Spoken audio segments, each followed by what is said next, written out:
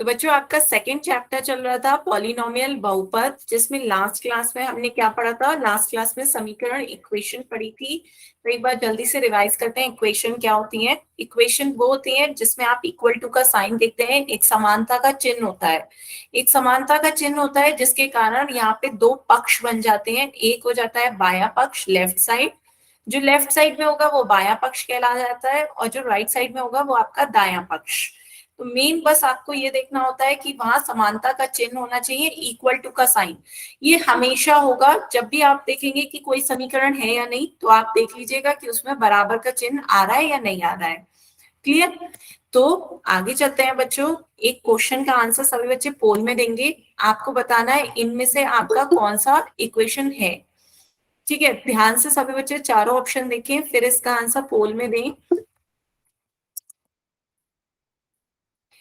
तो आपको बताना है इन चारों में से कौन सी इक्वेशन है आपकी।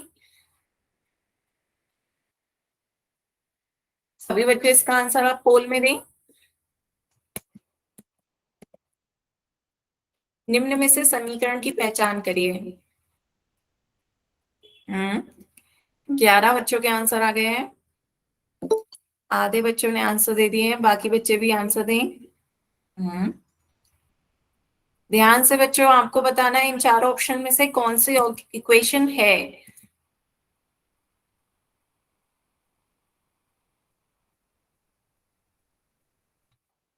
अभी भी 5 बच्चों के आंसर रह गए हैं।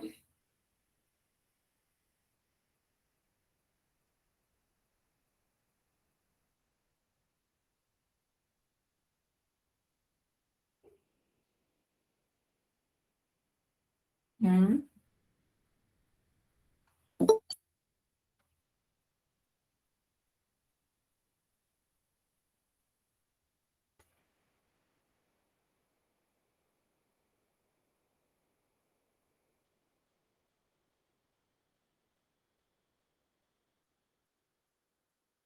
Last 10 second. लास्ट 10 सेकेंड, सभी बच्चे इसका आंसर जल्दी से पोल में दें।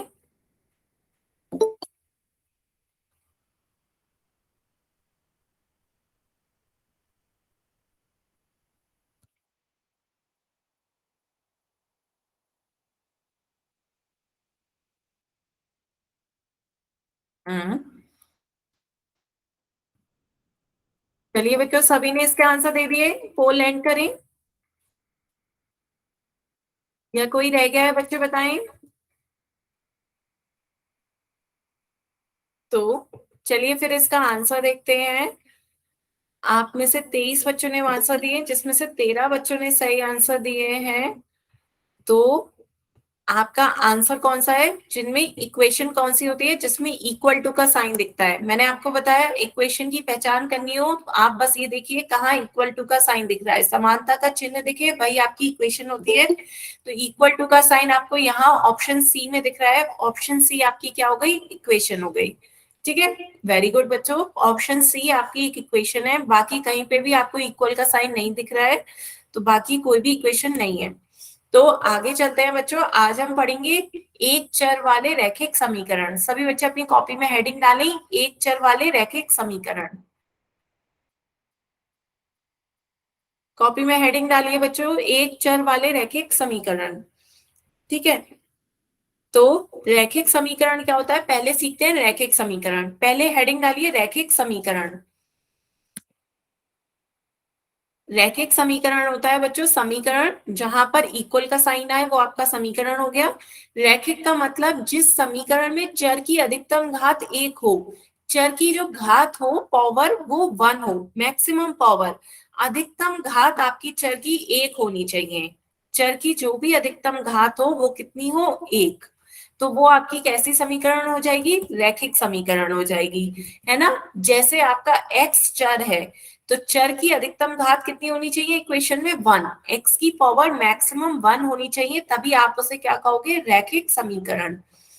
बात बताए बच्चों, क्लियर हुआ? कभी भी रैखिक समीकरण देखना हो तो आपको सिर्फ ये देखना है कि चर की अधिकतम घात कितनी हो? 1। y की पावर 1, z की पावर 1। कोई भी इक्वेशन में आपको चर की अधिकतम घात 1 मिले तभी वो आपका रैखिक समीकरण होगा।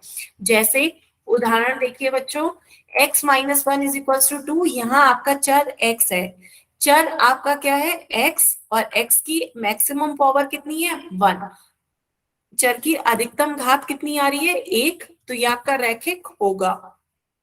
क्या हो जाएगा ये आपका रैखिक, क्योंकि चर की अधिकतम घात क्या है आपकी 1, चर की अधिकतम घात 1 आ रही है। यहाँ पे आपके चर हैं y और z, दोनों चर हैं, लेकिन दोनों की अधिकतम घात कितनी आ रही है y की पावर 1, z की पावर 1, तो ये भी आपका रैखिक होगा। तो यहाँ पे आपको देखना है कि उसकी अधिकतम घात कितनी होनी चाहिए 1। यहाँ पे आपका y है, चर, चर की अधिकतम घात 1 है, तो ये आपका रैखिक होगा। बताएं बच्चों, क्लियर है? तो रैखिक में आपको बस इतना देखना है कि चर की अधिकतम घात 1 हो, चर की अधिकतम घात 1 होगी, वो आपका क्या हो जाएगा रैखिक। अब यहीं पे यदि मैं आपसे पूछूं कि आप बताएं x square minus 5 is equal to 3x, तो क्या ये आपका रैखिक होगा? बताएं बच्चों, क्या ये आपका रैखिक इक्वेशन है, रैखिक समीकरण, रैखिक समीकरण होगी? नहीं, क्यों नहीं होगी बच्चों, बताएं वाई, क्यों नहीं होगी?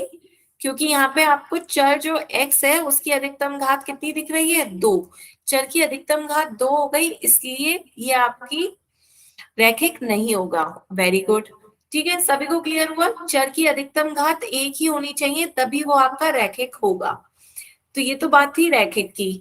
अब आगे देखते हैं बच्चों, अब आप हेडिंग डालिए एक चर वाले रैखिक समीकरण। सभी बच्चे कॉपी में हेडिंग डालें एक चर वाले रैखिक समीकरण। तो इसमें आपको क्या क्या देखना होता है, नाम से ही देखिए समझ में आ रहा है, एक चर वाले, एक चर होना चाहिए, रैखिक और समीकरण। तो आपकी तीन क्वालिटीज को आपको चेक करना है कि एक चर वाले रैखिक समीकरण में ये तीन शर्तें होनी चाहिए। क्या क्या होना चाहिए? एक चर होना चाहिए, कितने चर होने चाहिए? एक चर, केवल एक ही चर हो, एक ही अक्षर हो, ठीक है, एक अक्षर या एक चर होना चाहिए। चर की अधिकतम घात रैखिक में क्या होता है, चर की अधिकतम घात 1 होनी चाहिए, और समीकरण में क्या होता है कि एक इक्वल टू का साइन होना चाहिए, दो पक्षों उनके बीच में कैसा समता का निशान हो, समता मतलब इक्वल।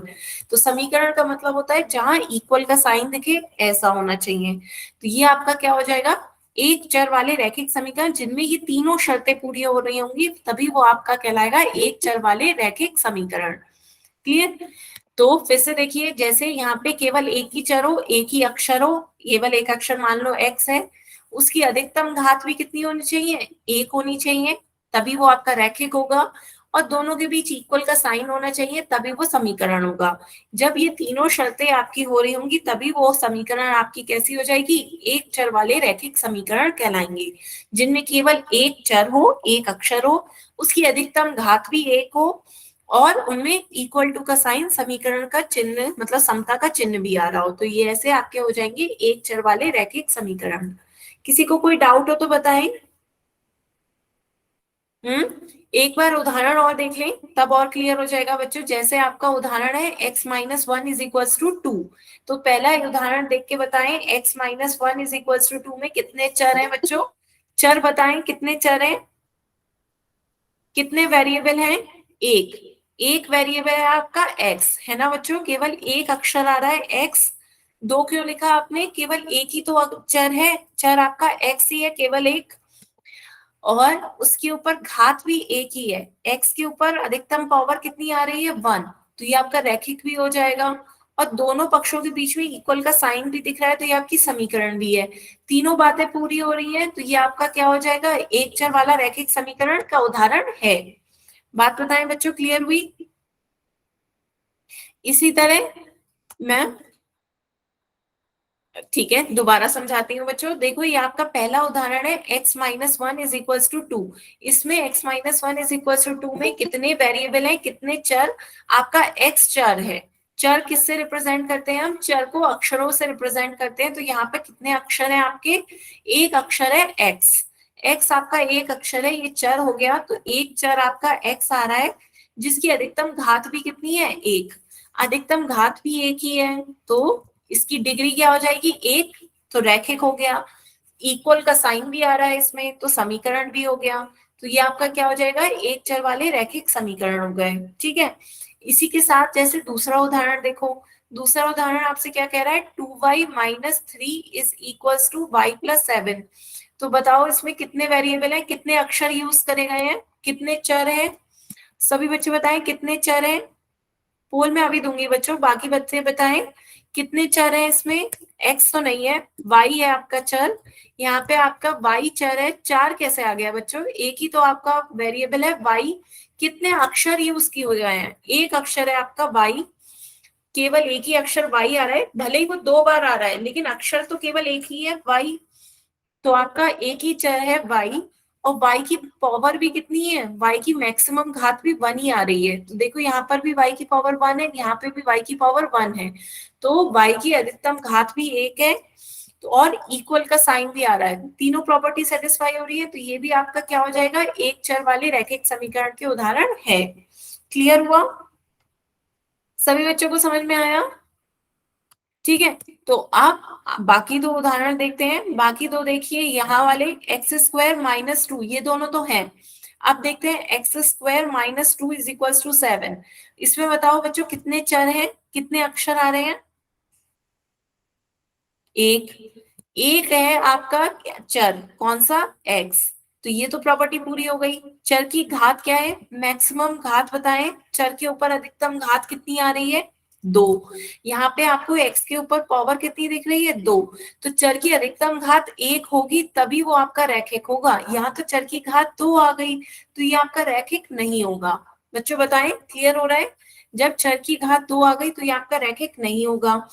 तो रैखिक नहीं है, तो ये आपका जब तीनों प्रॉपर्टी सेटिस्फाई होंगी तभी आप कह सकते हैं एक चर वाले रैखिक समीकरण होंगे। दूसरी प्रॉपर्टी सेटिस्फाई नहीं हुई तो ये आपका नहीं होगा।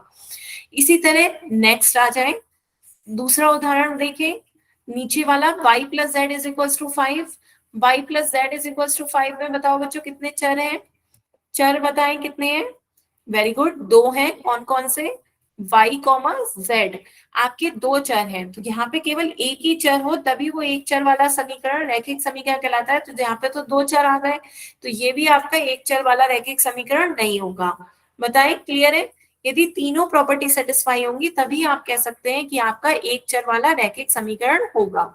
तो ये दोनों उदाहरण थे और ये दोनों नहीं है एक चर वाले रैखिक समीकरण। तो उसके लिए आपको देखना है कि एक ही चर हो, उसकी अधिकतम घात भी एक आ रही हो और इक्वल का साइन हो।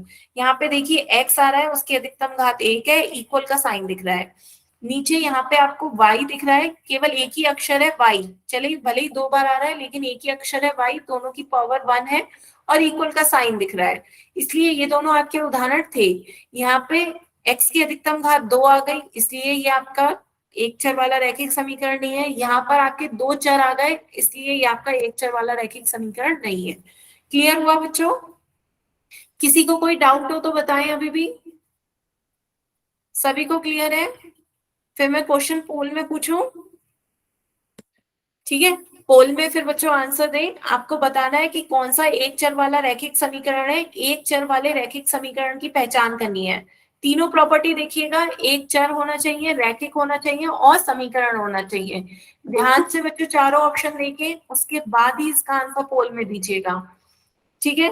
तीनों प्रॉपर्टी देखिएगा, एक चर होना चाहिए, रैखिक होना चाहिए और समीकरण होना चाहिए। आपको बताना है इन चारों ऑप्शन में से कौन सा एक चर वाले रैखिक समीकरण है।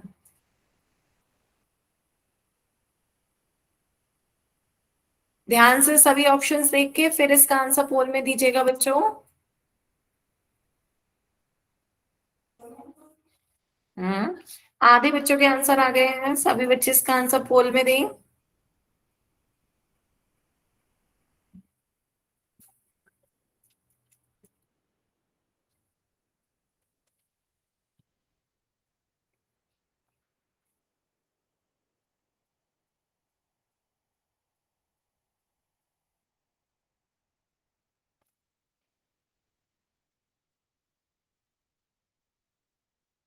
हम्म 22 बच्चों के वोट आए हैं, जिसमें से 16 बच्चों ने सही आंसर दिए हैं। बाकी बच्चे भी जल्दी से इसका आंसर पोल में दें।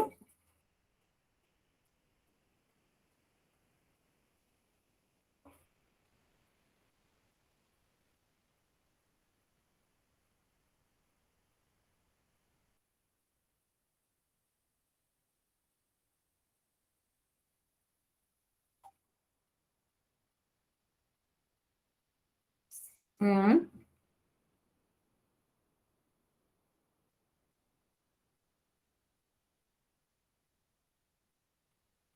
लास्ट 10 सेकेंड, सभी बच्चे इसका आंसर जल्दी से पोल में दें।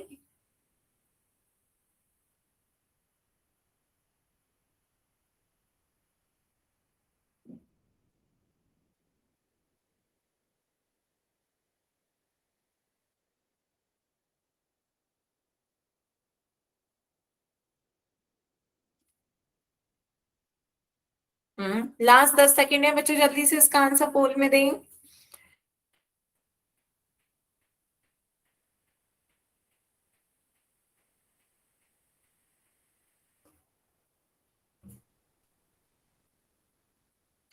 चलिए फिर पोल को एंड करते हैं। आंसर देखते हैं। 25 बच्चों ने आंसर दिए थे, जिसमें से 18 बच्चों ने सही आंसर दिए हैं।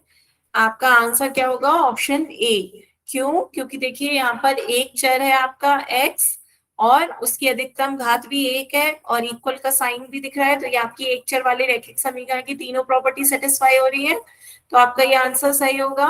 बाकी तीनों ऑप्शन गलत क्यों है ये भी देख लेते हैं। यहाँ पे बच्चों बताएं कितने चर यूज हो रहे हैं। यहाँ पे आपके दो चर आ रहे हैं। कितने? दो चर, दो अक्षर दिख रहे हैं आपको, एक्स और वाई। तो ये आपकी पहली प्रॉपर्टी सेटिस्फाई नहीं हो रही है, एक चर वाली होनी चाहिए, एक चर।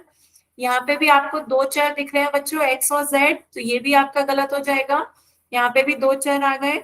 यहाँ पर आपका एक चर एक्स तो है, लेकिन उसकी अधिकतम घात कितनी दिख रही है? दो। अधिकतम घात दो हो गई तो वो रैखिक नहीं हो सकता। रैखिक नहीं होगा जब तीनों प्रॉपर्टी सेटिस्फाई नहीं हो रही है, तो ये आपका एक चर वाला रैखिक समीकरण नहीं होगा। सिर्फ ऑप्शन ए में आपकी तीनों प्रॉपर्टी सेटिस्फाई हो रही है। ऑप्शन ए आपका बिल्कुल सही आंसर होगा। क्लियर है? बताएं बच्चों, किसी को कोई डाउट हो तो। सभी को क्लियर हुआ? आगे चलें। नेक्स्ट क्वेश्चन पूछे बच्चों। एक नेक्स्ट क्वेश्चन एक और बताएं, इसमें भी आपको पहचान करनी है एक चर वाले रैखिक समीकरण की। इसमें भी ध्यान से बताएं कौन सा ऑप्शन सही होगा। एक चर वाले रैखिक समीकरण की पहचान करके सभी बच्चे इसका आंसर पोल में देंगे। ध्यान से सभी बच्चे इसका आंसर देखें कौन सा ऑप्शन सही होगा, फिर इसका आंसर सभी बच्चे पोल में दें। आपको बताना है एक चर वाले रैखिक समीकरण कौन सा है इसमें। वेरी गुड बच्चों। हम्म हम्म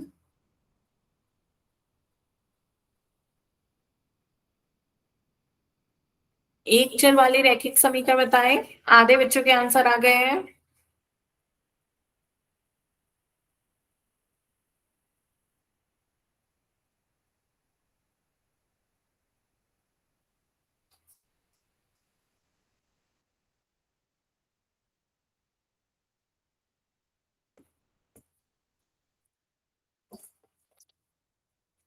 सभी बच्चे इसका आंसर पोल में दें।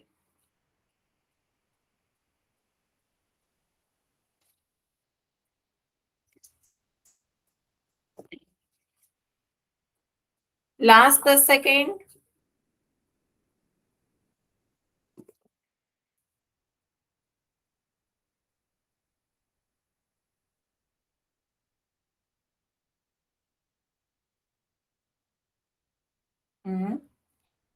लास्ट 10 सेकेंड है बच्चों, जल्दी से इसका आंसर पोल में दें।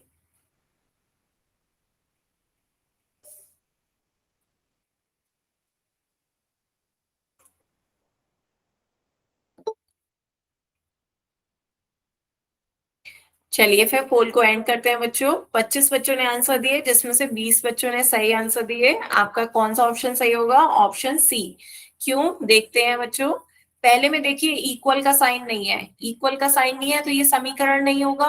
जब समीकरण नहीं होगा, तीनों प्रॉपर्टी सेटिस्फाई नहीं हुई, तो ये आपका एक चर वाला रैखिक समीकरण नहीं होगा। दूसरे में बच्चों आपके दो चर दे रखे हैं एक्स और वाई, तो एक चर नहीं दो चर है, तो ये आपकी पहली प्रॉपर्टी सेटिस्फाई नहीं हुई। एक चर वाले रैखिक समीकरण में एक चर होना चाहिए, यहाँ आपके दो चर है।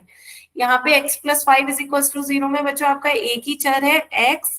फिर रैखिक का मतलब कि उसमें उसकी घात एक होनी चाहिए, चर की अधिकतम घात एक हो, रैखिक हो गया। और समीकरण में इक्वल का साइन हो तो वो आपकी समीकरण होता है, ये भी आपका क्लियर है।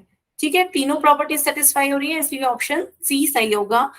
फोर्थ ऑप्शन देखते हैं, ये क्यों गलत होगा। यहाँ पे आपका एक ही चर है एक्स, पहली प्रॉपर्टी सेटिस्फाई हो रही है कि एक चर है, लेकिन उसकी अधिकतम घात कितनी है? दो। अधिकतम घात दो हो जाती है तो वो आपका रैखिक नहीं होगा।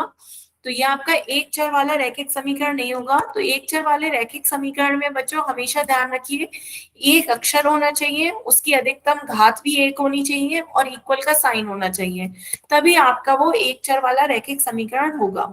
सभी को क्लियर हुआ? सभी को क्लियर है बच्चों? किसी को कोई डाउट? तो ऑप्शन सी इसका सही आंसर है। तो चलिए एक क्वेश्चन और बताइए, इसमें भी आपको एक चर वाले रैखिक समीकरण की पहचान करनी है। आपको बताना है चारों ऑप्शन में से कौन सा एक चर वाले रैखिक समीकरण है। ध्यान से चारों ऑप्शन देखिए, फिर इसका आंसर सभी बच्चे पोल में दें। आप ध्यान से चारों ऑप्शन देख के बताएं कि इनमें से कौन सा आपका एक चर वाला रैखिक समीकरण है। ठीक है, तो सभी बच्चे पहले ध्यान से देखिए, फिर इसका आंसर सभी को पोल में देना है।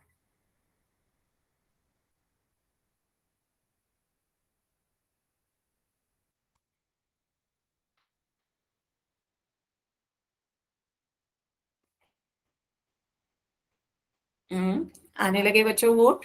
ध्यान से एक चर वाले रैखिक समीकरण बताएं। तीनों प्रॉपर्टी देखिए, जिसमें एक चर होना चाहिए, रैखिक होना चाहिए और समीकरण होना चाहिए। तो एक चर वाले रैखिक समीकरण बताएं बच्चों, कौन सा होगा? ध्यान से बच्चों, 12 बच्चों के आंसर आए हैं, जिसमें से 4 बच्चों ने गलत आंसर दिए हैं। 20 बच्चों के आंसर आ गए हैं, जिसमें से केवल 13 बच्चों ने सही आंसर दिए हैं, 7 ने गलत आंसर दिए हैं। अच्छा ध्यान से आंसर दें। आपको वो अभी तक सही बता रहे थे, एक चर वाले रैखिक समीकरण बताएं, तीनों प्रॉपर्टी जिसमें सेटिस्फाई हो रही है वही आपका आंसर हो जाएगा।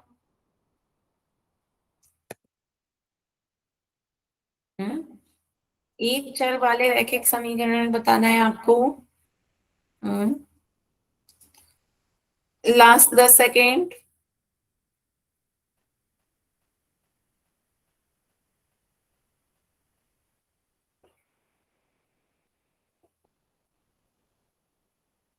लास्ट 10 सेकेंड, सभी बच्चे इसका आंसर पोल में दें।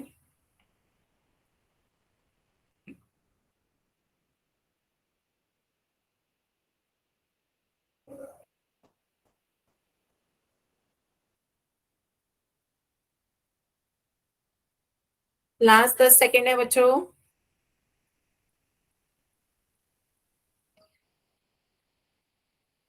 चलिए फिर पोल को एंड करते हैं बच्चों, देखते हैं इसका आंसर क्या होगा। 24 बच्चों ने आंसर दिए हैं, जिसमें से 15 ने सही आंसर दिए। आपको तीनों प्रॉपर्टी देखनी थी बच्चों। पहला ऑप्शन देखते हैं, पहला ऑप्शन में कितने चर हैं? 2 चर दिख रहे हैं। आपको कितने अक्षर दिख रहे हैं? 2 अक्षर दिख रहे हैं यहाँ पे, वाई और जेड। तो ये आपके 2 चर हो गए। तो एक चर वाले रैखिक समीकरण में एक चर होना चाहिए, यहाँ आपके 2 चर आ रहे हैं। ठीक है बच्चों, मैं अभी 1 सेकेंड में आ रही हूँ बच्चों।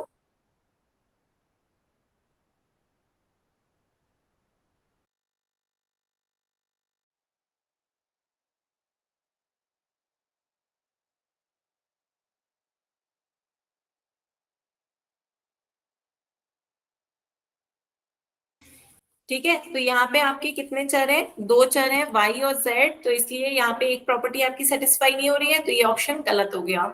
ठीक है, फिर ऑप्शन बी पे आते हैं। यहाँ पर बच्चों देखो कितने चर हैं आपके? 3 चर आ रहे हैं। कौन कौन से? X y z. तो 3 चर है, तो यहाँ भी आपका एक चर नहीं आ रहा है, तो ये भी आपका ऑप्शन गलत हो गया। क्लियर? फिर उसके बाद थर्ड ऑप्शन देखिए, यहाँ पर आपका x square minus x is equal to 8 है। एक चर है आपका एक्स, तो एक चर आ रहा है एक्स। फिर उसके बाद रैखिक में देखिए, रैखिक में होना चाहिए चर की अधिकतम घात 1 होनी चाहिए, पर यहाँ पे आपको चर की अधिकतम घात कितनी दिख रही है? 2। तो ये आपका रैखिक भी नहीं है। बात समझ में आई बच्चों? एक्स की पावर 2 दिख रही है, इसलिए ये आपका रैखिक नहीं होगा, तो ये भी ऑप्शन गलत हो गया। फिर फोर्थ ऑप्शन देखिए, यहाँ पे आपका एक चर है x, और दोनों तरफ x भले ही 2 बार आ रहा है, लेकिन उसकी मैक्सिमम पावर कितनी है? अधिकतम घात 1 है, तो वो आपका रैखिक भी हो गया। बताएं, क्लियर है? और समीकरण के लिए इक्वल का साइन भी दिख रहा है, तो यहाँ पे तीनों प्रॉपर्टी सेटिस्फाई हो रही है, तो इसलिए आपका ऑप्शन डी एक चर वाला रैखिक समीकरण है। x plus 5 is equal to 3x, ये आपका एक चर वाला रैखिक समीकरण होगा। क्यों? क्योंकि इसमें आपका एक चर x है, उसकी अधिकतम घात भी 1 है, और इक्वल का साइन भी दिख रहा है। ठीक है बच्चों, आपस में बात नहीं करें। फिर किसी को कोई डाउट हो तो बताएं। सभी को क्लियर हुआ? तो अब आगे चलते हैं बच्चों, नेक्स्ट टॉपिक स्टार्ट करते हैं। अब आपका नेक्स्ट टॉपिक है समीकरण का हल ज्ञात करना पक्षांतरण विधि द्वारा। तो सभी बच्चे अपनी कॉपी में हेडिंग लिखें, समीकरण का हल पक्षांतरण विधि द्वारा।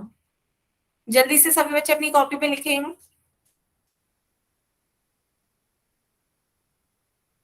बच्चों स्क्रीन नहीं दिख रही, स्क्रीन नहीं दिख रही, शायद नेटवर्क प्रॉब्लम होगा। एक बार जल्दी से लेफ्ट करके रिज्वाइन करो। बाकी बच्चों को दिख रही है ना? एक बार मैसेज में टाइप करके बताएं।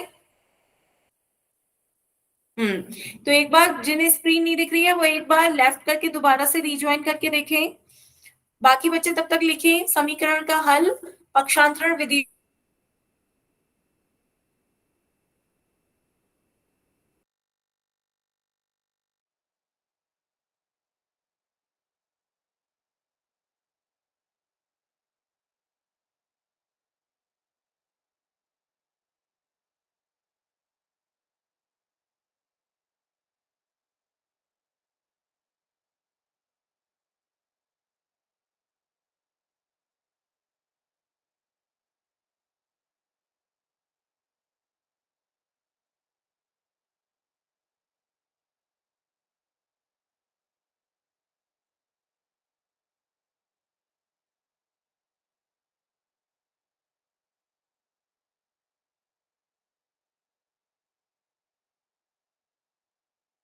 लिख लिया बच्चों? ठीक है, तो चलिए फिर आगे चलते हैं। क्या होता है समीकरण का हल ये देखते हैं। तो बच्चे समीकरण के हल का मतलब होता है कि समीकरण में उपस्थित जो भी आपका चर है उसका मान ज्ञात करना। तो जो भी आपकी कोई इक्वेशन होती है उसमें जो भी आपका चर है, जैसे x+3=5 है, तो इस समीकरण में आपका चर क्या है? x। तो x की वैल्यू फाइंड आउट करना कि x का मान क्या है, x का मान ज्ञात करना समीकरण का हल निकालना होता है।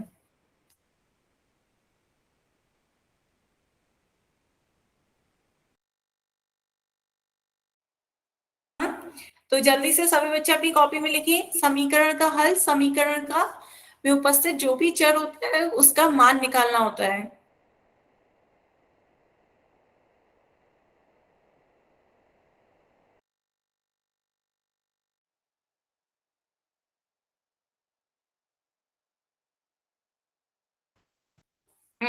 तो समीकरण का हल क्या होता है बच्चों? समीकरण में जो भी उपस्थित आपका चर है उसका मान ज्ञात करना। तो यहाँ पे यदि आपका x है तो x का मान ज्ञात करना, तो ये समीकरण का हल होता है। तो जो भी समीकरण का हल होगा बच्चों वो समीकरण को क्या करेगा? संतुष्ट करेगा। ये भी जल्दी से अपनी कॉपी में लिखे, समीकरण का हल क्या होता है बच्चों? समीकरण को संतुष्ट करता है। संतुष्ट का मान कि जो आपका बायां पक्ष आएगा और दायां पक्ष आपस में कैसे हो जाएंगे? बराबर, दोनों का मान बराबर हो जाएगा, तभी वो उस समीकरण को क्या कर रहा होगा? संतुष्ट कर रहा होगा। जल्दी से सभी बच्चे लिखें, ये चेक करने का तरीका है कि यदि हम सोल्यूशन का मान रख देंगे, जो भी आपका एक्स का मान निकल के आया है उसका मान इस इक्वेशन पे रख देंगे, तो दोनों तरफ के पक्ष क्या हो जाएंगे? आपस में बराबर हो जाएंगे। जो भी आपका एक्स का मान निकल के आया है उसकी वैल्यू आप रख दोगे इक्वेशन में, तो दोनों तरफ के इक्वेशन की साइड की वैल्यू सेम आ जाएंगी। ठीक है, एक बार देखते हैं फिर से क्या मतलब है इसका।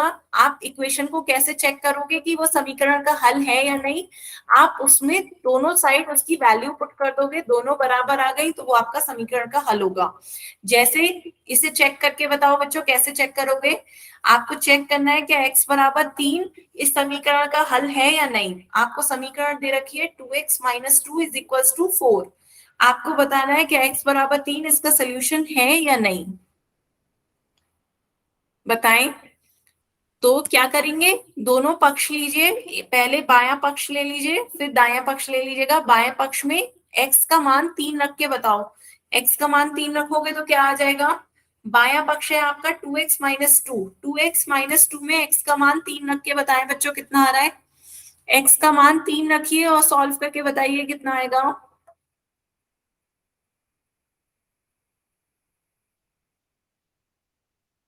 एक्स का मान 3 रखा होगा बच्चों, तो आपका क्या आ गया होगा? 2 × 3 माइनस का 2, 2 की 3 से गुणा करेंगे 6, 6 में से 2 माइनस कर देंगे कितना आ जाएगा? 4। 6 में से 2 माइनस कर देंगे 4, और आपका दाया पक्ष भी कितना आ रहा है 4, दाया पक्ष भी 4 है, तो यहाँ से आपके दोनों पक्ष क्या आ गए, बराबर आ गए, बाया पक्ष बराबर हो गया दाया पक्ष के, है ना। दोनों आपका कितना आ गया मान 4, दोनों का मान 4 आए, 4 दोनों बराबर है। तो जब दोनों पक्ष आपस में बराबर आ जाए तभी आप समझिए कि वो उस समीकरण का हल है। तो आप कह सकते हैं हाँ x बराबर 3 इस समीकरण का हल है। क्यों? क्योंकि ये समीकरण को संतुष्ट कर रहा है। बात समझ में आई सभी बच्चों को? यहां से हम क्या कह सकते हैं कि x बराबर 3 इस सोल्यूशन का हल है। हाँ है, क्यों? क्योंकि ये समीकरण को संतुष्ट कर रहा है। x बराबर 3 समीकरण को संतुष्ट कर रहा है, सेटिस्फाई कर रहा है, लेफ्ट साइड राइट साइड के बराबर आ गई, दोनों पक्ष एक दूसरे के बराबर है, इसलिए वो क्या हो गए, ये x बराबर 3 इस सोल्यूशन का समीकरण का सोल्यूशन हो गया। ठीक है, तो अब आगे चलते हैं बच्चों। ये चेक करने का तरीका था, इस तरीके से आप चेक कर सकते हो कि वो उसका आंसर है या नहीं। यदि वो उसका आंसर होगा, सोल्यूशन होगा, उस इक्वेशन का समीकरण का हल होगा, तो वो 2 से सेटिस्फाई कर रहा होगा, उसे संतुष्ट कर रहा होगा, दोनों पक्ष आपस में बराबर आ जाएंगे। ठीक है, तो आप एक क्वेश्चन सॉल्व करते हैं। आपको दे रखा है एक समीकरण 2x minus 3 is equal to 5, इसका हल निकालना है। हल निकालने का मतलब क्या होता है बच्चों, जो भी चर है आपका उसका मान ज्ञात करना। तो यहाँ पे आपका चर x है, तो आपको इसका x का मान निकालना है। बात समझ में आई बच्चों? समीकरण का हल होता है कि समीकरण में उपस्थित चर का मान ज्ञात करना। तो यहाँ पे आपको x की वैल्यू फाइंड आउट करनी है कि x का मान क्या होगा। तो पहले हम क्या करते हैं, अंक गणितीय प्रक्रिया द्वारा करते हैं सॉल्व। अंक गणितीय प्रक्रिया में हम क्या करते हैं, दोनों तरफ +3 ऐड कर देंगे, +3 दोनों तरफ जोड़ देंगे, तो यहाँ पे भी 3 जोड़ देंगे, यहाँ पे भी 3 जोड़ देंगे, तो आपका 3 से 3 कट गया। यहाँ पर आपका दोनों की चिन्ह अलग थे, एक माइनस का था एक प्लस का, तो एक ने एक दूसरे को काट दिया। तो यहाँ पे राइट साइड में क्या हो गया, 5 + 3 8 आ गया, 2x इज इक्वल टू 8 आ गया। अब दोनों तरफ हमने क्या करा, 2 से भाग दे दिया, दोनों तरफ 2 से भाग दे दिया, 2 से 2, 2 एकम 2, 2 एकम 2, 2 चौक 8, तो x का मान कितना आ गया बच्चों 4। तो ये तो आपकी थी अंक गणितीय प्रक्रिया। पर आज हम पढ़ रहे हैं आपकी पक्षांतरण विधि, है ना। आपका टॉपिक ही था पक्षांतरण विधि द्वारा समीकरण को हल करना। तो क्या होती है पक्षांतरण विधि? पक्षांतरण विधि में आपको नाम से समझ में आ रहा होगा, पक्ष आ रहा है, तो हमें क्या करना होता है, पक्ष बदलने होते हैं, लाइक टर्म्स को एक ही पक्ष में ले जाना है। तो यहाँ पर देखिए बच्चों, आपके समान पद कौन से हैं, पहले समान पदों को ध्यान से देखिए, समान पद कौन से हैं आपके। इसमें चर आ रहा है 2x, 2x इसमें चर है, बाकी दोनों पद संख्याएं हैं, केवल इनमें कोई चर नहीं आ रहा है। तो 3 और 5 दोनों कैसी संख्याएं हो गई, समान पद हो गए। तो समान पदों को हमें एक ही पक्ष में रखना है, समान पदों को एक पक्ष में ले जाओ। समान पदों को एक पक्ष में ले जाने का क्या तरीका होता है, सबसे पहले आप समान पदों को एक पक्ष में ले जाओ, 3 को दूसरी साइड ले जाओ। तो जब भी आप साइड चेंज करोगे बच्चों, ध्यान दीजिए, जब भी आप साइड चेंज करोगे तो जो चिन्ह होते हैं वो बदलते हैं। साइड चेंज करने पर माइनस का जो चिन्ह है वो दूसरी तरफ जाएगा तो प्लस में बदल जाएगा, प्लस का साइन साइड चेंज करोगे तो माइनस में बदल जाएगा। साइड चेंज करते हो तो साइड चेंज करने पे आपके जो सिंबल्स होते हैं वो बदल जाते हैं, चिन्ह आपके बदल जाते हैं। तो यही मैं कहना चाह रही हूँ, पक्षांतरण विधि में चिन्ह जो होते हैं वो इस तरीके से बदल जाते हैं, माइनस प्लस में बदल जाता है, इक्वल के दूसरी तरफ जब आप पक्ष बदल रहे हो तब।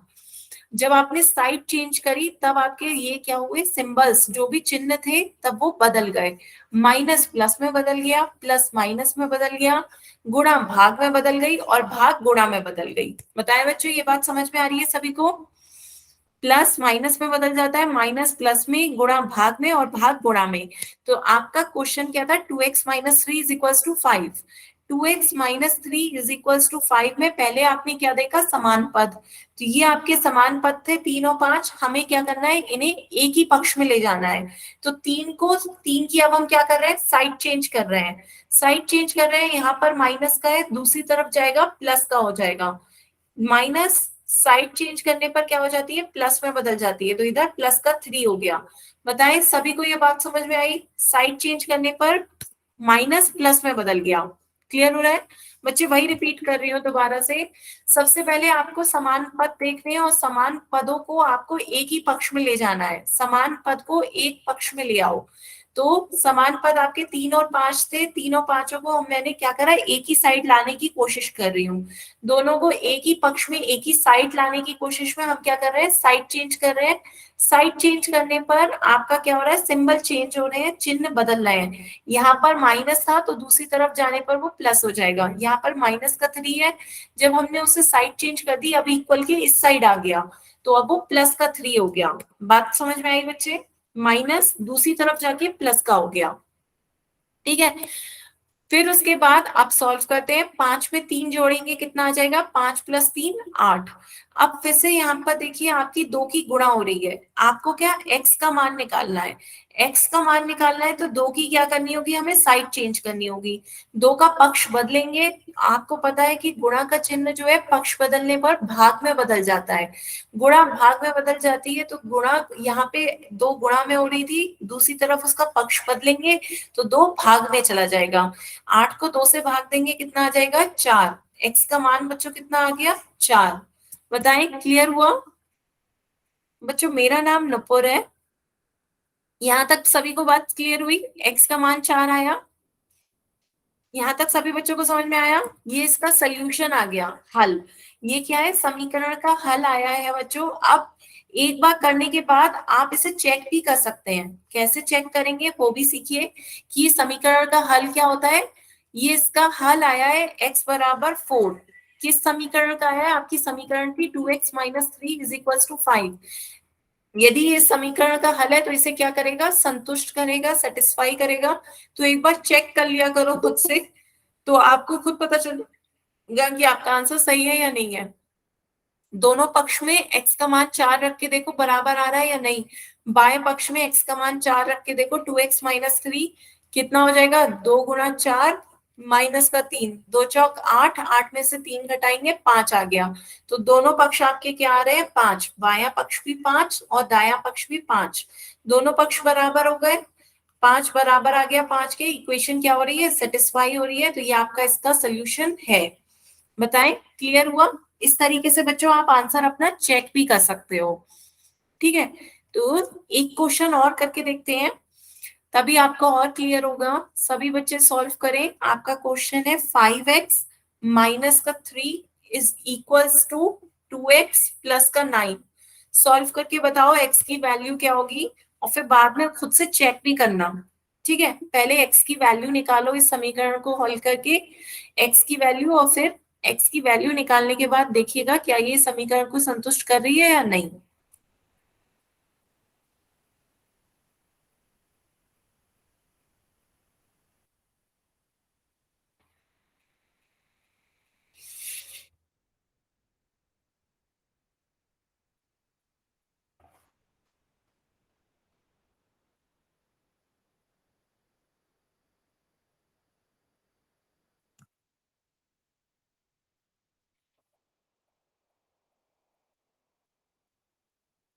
आई बच्चों किसी की?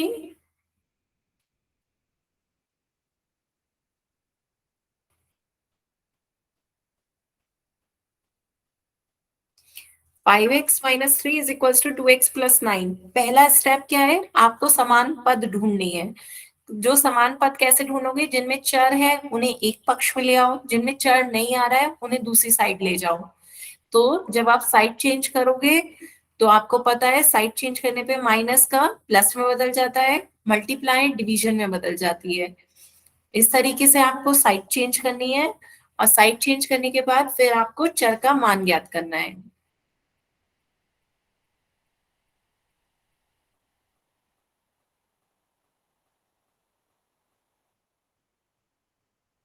सही से बताएं बच्चे। अब सही है, बाकी बच्चे भी निकालें।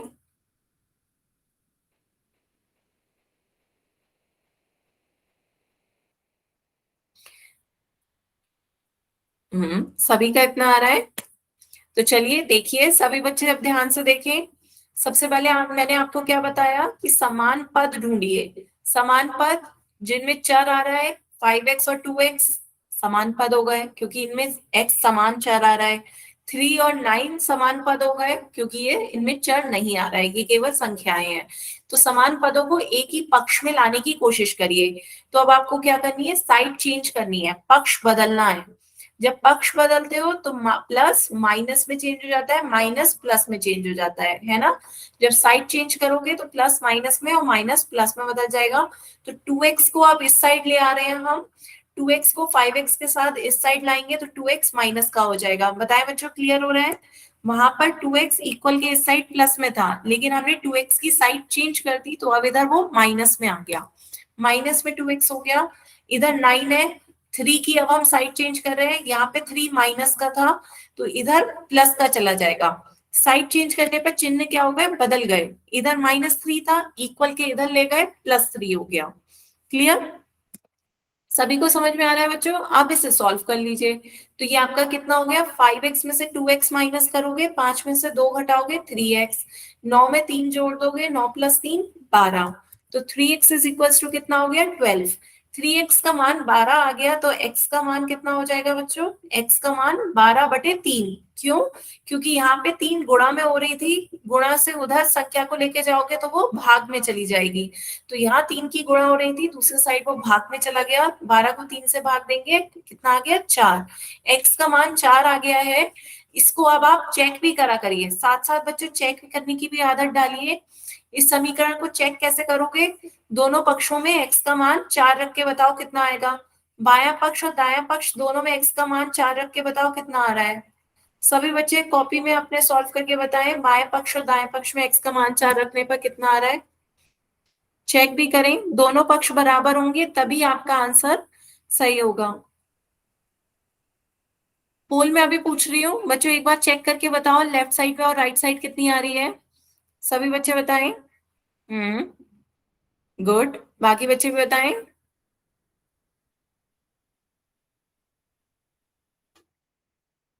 कितना आ रहा है बच्चों, 17। दोनों का मान कितना आ रहा है, 17 आ रहा है, दोनों बराबर आ रही है। एक बार सभी बच्चे चेक करें, 5x - 3 is equals to 5x - 3 is equals to 2x + 9।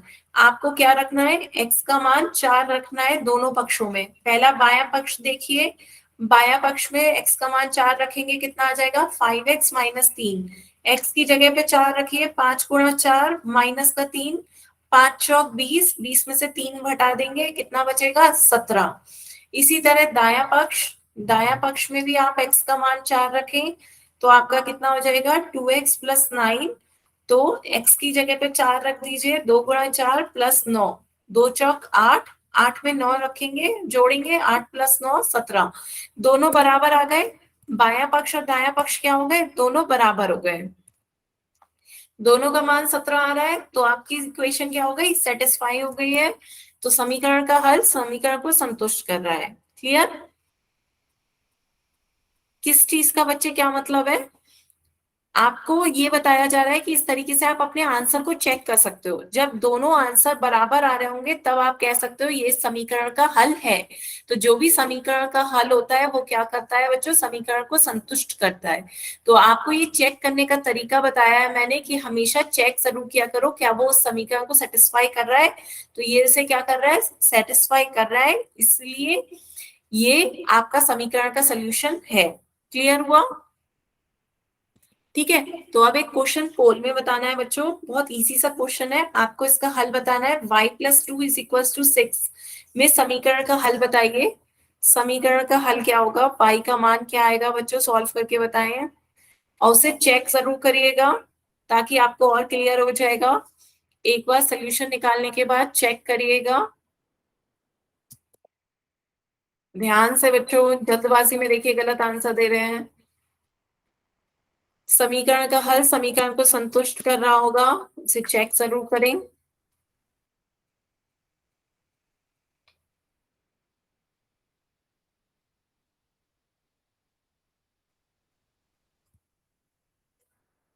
बच्चों क्या हो रहा है, एक बार उसे चेक करें। आधे बच्चे गलत आंसर क्यों दे रहे हैं। इतना सा इजी क्वेश्चन है बच्चों, इसमें गलती नहीं होनी चाहिए। आपको पक्षांतरण विधि द्वारा समीकरण का हल निकालना है। 11 बच्चों में से सिर्फ 5 बच्चों ने सही आंसर दिया है, आधे बच्चों ने गलत आंसर दे दिए हैं। 14 बच्चों के आंसर आ गए हैं, जिसमें से 7 ने सही आंसर दिए, 7 ने गलत। बच्चों, आधी आधी क्लास सही और आधी क्लास गलत क्यों दे रही है? कुछ नहीं क्लियर होता है तो पूछ लिया करो बच्चों।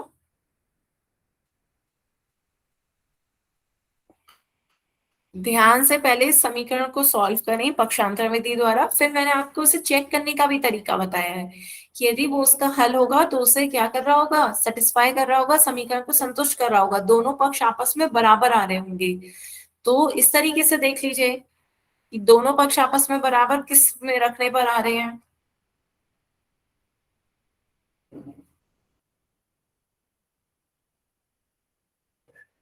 21 बच्चों के आंसर आए हैं, जिसमें से 11 बच्चों ने सही आंसर दिए हैं। अभी भी आधा आधा का रेशियो चल रहा है।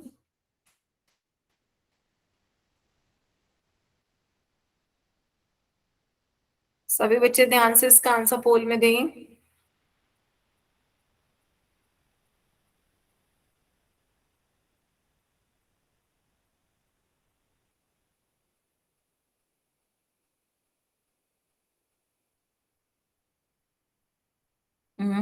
Last 10 second. लास्ट 10 सेकेंड है, सभी बच्चे इसका आंसर पोल में दें।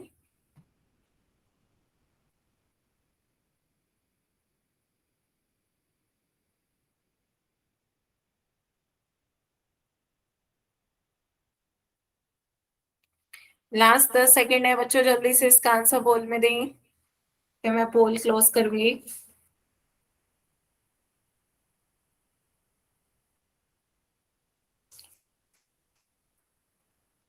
चलिए फिर पोल एंड करते हैं बच्चों, आंसर देखते हैं इसका क्या होगा। 22 बच्चों में से 12 ही बच्चों ने आंसर सही दिए हैं। बच्चों, क्या नहीं समझ में आया, पहले ये बताएं। इतना सिंपल क्वेश्चन था, आपको मैंने बताया था समान पदों को एक साइड में ले जाओ। समान पद आपके कौन से हैं? चार आपका केवल y है, बाकी दोनों क्या है, आपकी संख्याएं हैं। दोनों संख्याओं को एक साइड में ले जाओ, तो 2 को दूसरी साइड में ले जाना है। तो जब पक्षांतरण करते हैं तो मैंने आपको बताया, जब साइड चेंज करोगे, साइड चेंज करते हैं तो चिन्ह बदल देते हैं। साइड चेंज करने में बस ये याद रखो, चिन्ह बदल जाते हैं। माइनस दूसरी तरफ जाता है तो प्लस में आ जाता है, प्लस जो होता है वो दूसरी तरफ जाएगा तो माइनस में बदल जाएगा। तो जब आप साइड चेंज करते हो तो अब आपके चिन्ह जो होंगे वो बदल जाएंगे। तो यहाँ पर आपका 2 प्लस का था, दूसरी तरफ जाएगा तो 2 किसका हो जाएगा, माइनस का। तो इक्वल के दूसरी साइड 2 को ले जाओगे तो 2 माइनस का हो गया, तो 6 माइनस 2 हो जाएगा। तो 6 माइनस 2 कितना हो जाएगा, 4। बताएं y का मान कितना आ गया, 4। ऑप्शन सी आपका सही आंसर होगा। और यदि आप इसे चेक भी करते तो चेक भी देखिए ध्यान से, कितने आसानी से चेक कर सकते थे। y की जगह पे 4 रख दें तो बायां पक्ष क्या हो जाएगा, बायां पक्ष आपका y की जगह पे 4 रख दीजिए, y+2, 4+2 कितना हो जाएगा आपका 6। सीधे सीधे से आपका है, 4+2 कितना हो गया 6। दायां पक्ष आपका वैसे ही 6 दे रखा है, दोनों पक्ष आपस में कैसे हो गए, बराबर। तो 6 बराबर हो गए, 6 के दोनों पक्ष बराबर हो गए। तो इक्वेशन क्या होती है, इक्वेशन का हल उसे सेटिस्फाई कर रहा है, तो सोल्यूशन क्या हो जाएगा, y=4, इसका इक्वेशन का सोल्यूशन हो गया। तो हल क्या है, y बराबर 4। बच्चों, अभी तो 10 मिनट है, आपकी क्लास 8:30 से 9:30 तक होती है, अभी 9:22 हुआ है। तो एक क्वेश्चन और पूछूंगी, पर सभी को पता है, समझ में आया, सभी को क्लियर हुआ। साइड चेंज होती है तो सिंबल चेंज होते हैं। तो सबसे पहले बस यही याद रखिए कि समान पदों को एक ही पक्ष में ले जाना है।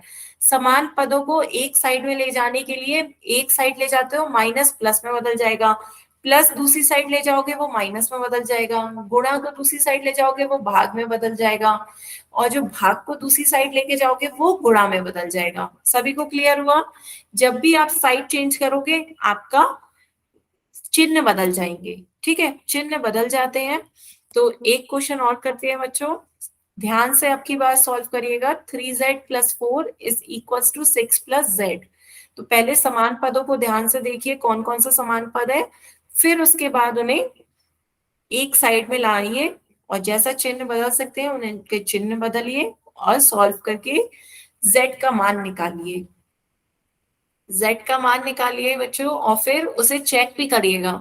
आपको मैंने चेक करने का भी तरीका बताया है, तो उसे चेक भी करिए ध्यान से बच्चों। जल्दबाजी में आप फिर से गलत आंसर दे रहे हो। अभी तक जितने बच्चों ने आंसर दिए सब गलत। आपने इतनी जल्दी आंसर दिया, पर क्या आपने चेक करा कि क्या समीकरण का हल समीकरण को संतुष्ट कर रहा है? एक बार हल चेक करके देखिए, उसे संतुष्ट नहीं कर रहा होगा। तो ध्यान से सभी बच्चे चेक भी करा करें, क्या समीकरण का हल समीकरण को संतुष्ट भी कर रहा है या नहीं।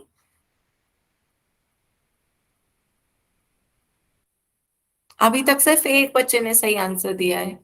जल्दबाजी में गलत आंसर नहीं देना है बच्चों। ध्यान से उसे सॉल्व करें, फिर उसे चेक करें क्या समीकरण का हल समीकरण को संतुष्ट कर रहा है। तभी आप उसका आंसर ऑप्शन में देखिए कौन सा ऑप्शन सही है, फिर आंसर पोल में दीजिए।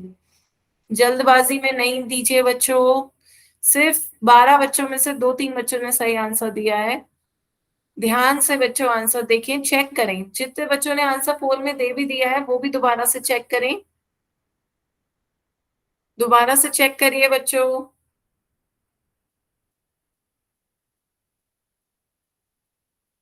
हम्म बच्चों चेक करके दीजिए आंसर।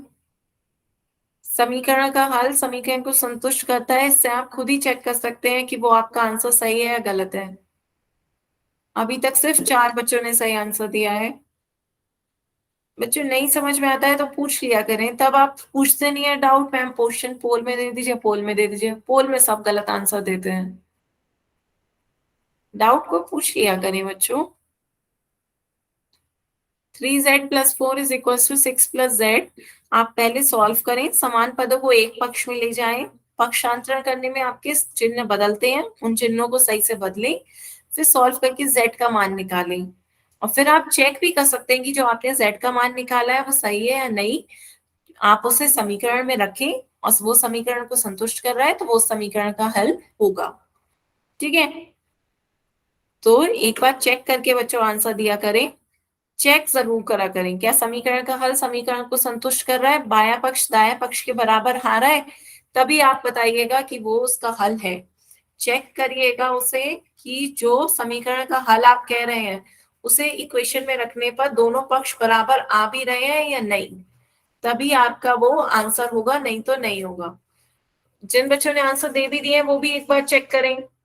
केवल 5 बच्चों ने सही आंसर दिए हैं पूरे क्लास में अभी तक। बाकी बच्चे चेक करें अपना answer. Last 10 second. Last 10 second है बच्चों, जल्दी से इसका आंसर दें।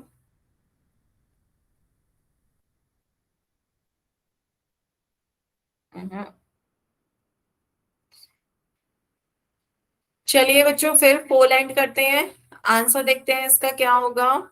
अधिकतर क्लास ने गलत ही आंसर दिए हैं, केवल 7 बच्चों ने सही आंसर दिए हैं, बाकी पूरी क्लास ने गलत आंसर दिए हैं। तो देखिए बच्चों क्या होता है, पक्षांतरण कैसे करेंगे। समान पदों को देखिए, 3z और z दोनों में चर आ रहा है, ये समान पद हो गए। 4 और 6 इन दोनों में चर नहीं आ रहा है, तो ये समान पद हो गए। इन्हें एक ही साइड में ले जाने की कोशिश करनी है अब हमें। तो z को इस साइड में ले आओगे तो z यहाँ पे प्लस का है, दूसरी साइड चेंज करोगे तो इसका z का चिन्ह बदल जाएगा। पक्षांतरण में जब आप दूसरी साइड ले जाते हो तो आपका चिन्ह बदल जाता है। x = 2 नहीं होगा आंसर, यही तो मैं आपसे कह रही हूँ। इसका आंसर z = 1 होगा। ध्यान से सभी बच्चे इसका आंसर देखें। अधिकतर पूरी क्लास में z = 2 दिया है। गलती बहुत छोटी सी करी होगी पर करी है आप लोगों ने, चेक भी नहीं करा आंसर, तो गलती बड़ी हो गई है। तो पक्षांतरण किया, z यहाँ पे प्लस का था, दूसरी तरफ गया z माइनस का हो गया। यहाँ पर 4 प्लस का था, दूसरी तरफ गया 4 माइनस का हो गया। बताएं यहाँ तक बात क्लियर है। तो 6 में से 4 घटाएंगे 2 आ जाएगा। 3z में से 1z घटाएंगे 2z बचेगा। 2z = 2 है।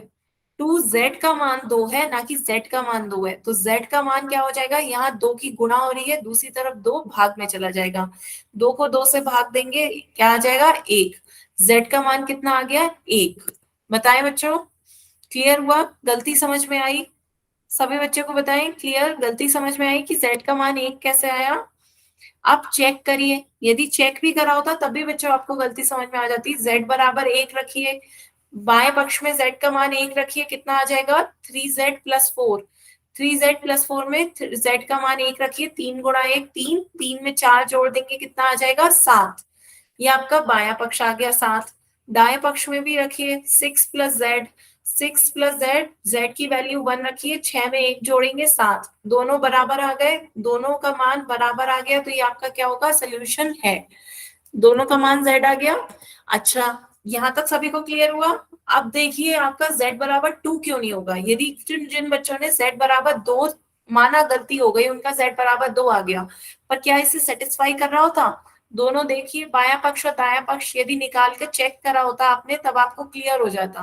बाएं पक्ष में जरा मान रख के देखिए, 3z+4 में z का मान 2, कितना आएगा बच्चों जरा बताना। z का मान 2 रख के बताओ। 3 दूनी 6, 6 में 4 जोड़ोगे कितना आ जाएगा, 6+4 10। आपका बायां पक्ष आ गया 10, और दायां पक्ष कितना आएगा बच्चों आपका। दाएं पक्ष में भी z का मान जरा 2 रखो, 6+z, 6+z का मान 2 रखोगे तो 6+2 कितना हो गया 8। तो क्या 10 8 के बराबर होता है, नहीं। तो बायां पक्ष और दायां पक्ष एक दूसरे के बराबर नहीं आ रहा है। तो जब दोनों पक्ष आपस में बराबर नहीं आ रहे, इट मीन z बराबर 2 इसका हल नहीं है। इसका हल z बराबर 2 नहीं है, तो आपका हल z बराबर 1 इसका सही आंसर है। क्लियर हुआ बच्चों। किसी को कोई डाउट हो तो बताएं हम। एक बार इसकी प्रैक्टिस करें सभी बच्चे। इसके बाद एक क्वेश्चन अब हम नेक्स्ट क्लास में देखेंगे। तो आज की क्लास के लिए बच्चों हम यहीं तक रखते हैं। अब किसी भी बच्चे को कोई डाउट हो तो आप अपने डाउट पूछ सकते हैं।